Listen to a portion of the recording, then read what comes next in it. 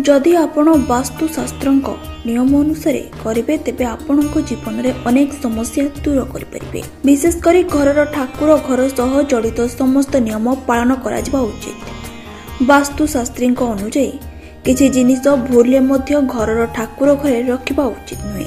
यह करने द्वारा परिवार ठारू सुख एवं समृद्धता दूर हुए। प्रत्येक व्यक्ति जीवन में अग्रगति करने को चाहती, किंतु कौनसी कारणरू किंबा अन्य कारणरू प्रत्येक व्यक्ति जीवन में सफलता हासिल करने को सक्षम नुहति।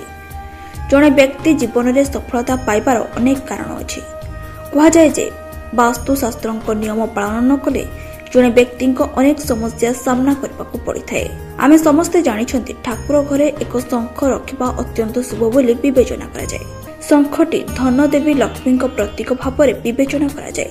हेले ठाकुर घरे एक रु अधिक शंख न रखा उचित। कहुए ठाकुर घरे एक रु अधिक शंख रखा द्वारा जड़े व्यक्ति दरिद्र हो जाए, अभाव अनाटन सम्मुखीन होती। से भली वास्तुशास्त्र अनुଯାयी भूल भी मध्य पितृपुरुष एवं पितृपुरुषों चित्र ठाकुर घर निकट रखा उचित नुहे। कहुए गृह मंदिर निकट में पितृपुरुष फोटो रखा भगवान प्रति अपमान अटे।